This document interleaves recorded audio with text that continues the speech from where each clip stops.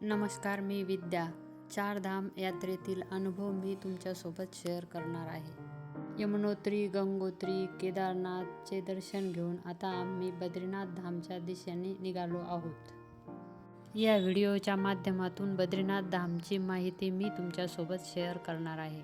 केदारनाथ धाम करून आल्यानंतर आम्ही पिप्पळकोटी येथे मुक्काम केला होता. पिप्पळकोटी ते बद्रीनाथ धामचे अंतर 73 किलोमीटर एवढे होते. बद्रीनाथला जाण्यासाठी आम्ही सकाळी लवकरच प्रवास सुरू केला. सकाळी लवकर निघाल्यामुळे आम्ही 9 वाजेपर्यंतच बद्रीनाथला पोहोचलो. बद्रीनारायणाच्या दर्शनाला जाण्यासाठी प्लेन रस्ता होता आणि पार्किंगही जवळच होती, त्यामुळे अगदी थोड्या वेळातच आम्ही मंदिराजवळ पोहोचलो.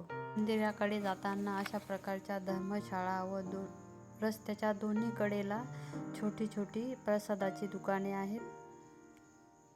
अशा प्रकारच्या मसाल्याच्या दुधाचीही बऱ्याच प्रकारची दुकाने दिसली. शॉल, स्वेटर, मफलर, टोपी अशा प्रकारचे लोकरचे कपडे असणारी दुकाने पण भरपूर प्रमाणात दिसली.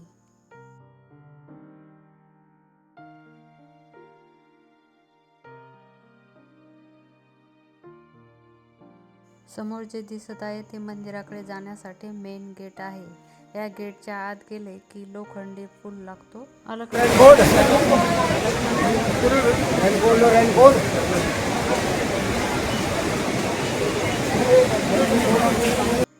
अलकनंदा नदी ही अनेक पवित्र नद्यांपैकी एक अशी महत्त्वाची नदी मानली जाते.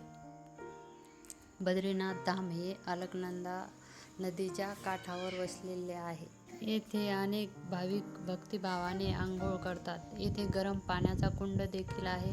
या गरम पाण्याच्या कुंडामध्ये पण अनेक भक्त आंघोळ करतात. समोर जे दिसत आहे ही दर्शन रांगा आहे. दर्शनासाठी अलकनंदा नदीच्या काठाकाठानेच आपल्याला चालत जावं लागते. हा पूल क्रॉस करून आम्ही दुसऱ्या साईडला दर्शनासाठी रांगेत लागलो होतो.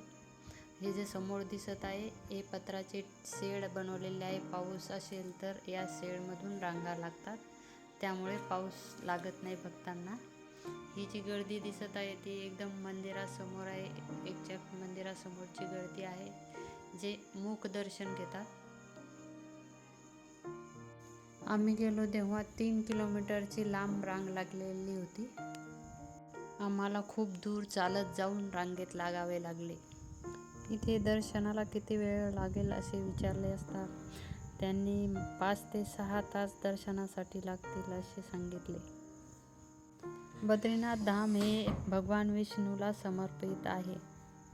इथे त्यांना बद्रीनाथ, बद्रीनारायण, बद्री विशाल असेही म्हणतात.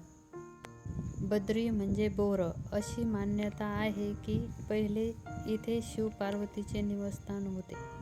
एके दिवशी भगवान विष्णू रडणाऱ्या बालकाच्या रूपात त्यांच्या दारासमोर आले. माता पार्वतीने मायेने बालकाला घरात घेतले.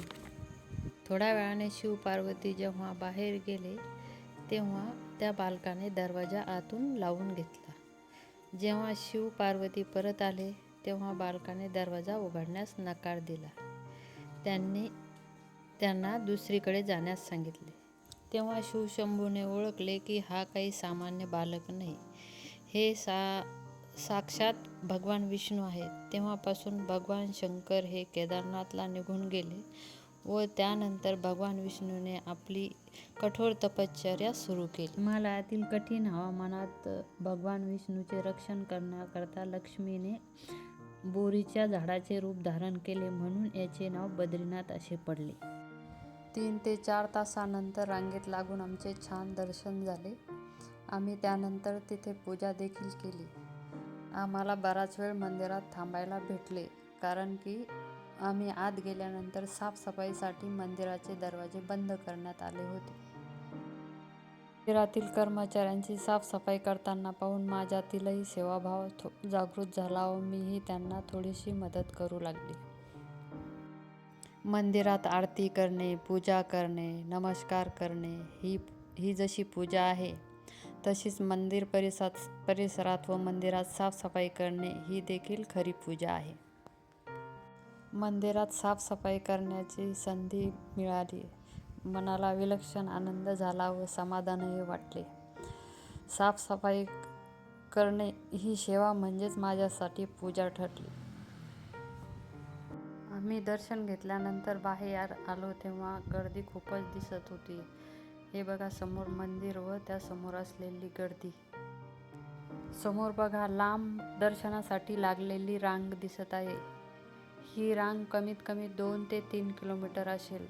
हे सर्व भक्त दर्शनासाठी 5, 6, 7 तासापासून लागलेले आहेत. पाऊस, थंडी अशा वातावरणात दर्शनासाठी भाविक तासनतास रांगेत उभे आहेत. समोर जे दिसत आहे तो बद्रीनाथ मंदिरा सभोवतालचा परिसर आहे.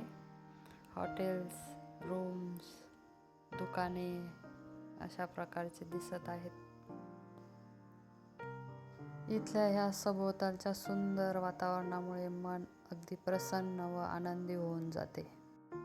समोर जे दिसत आहे ते माना गाव आहे. भारतातले शेवटचे गाव, आता ते पहिले गाव झालेले आहे. व्हिडिओ आवडला असल्यास व्हिडिओला लाईक, शेअर व सबस्क्राईब करायला विसरू नका.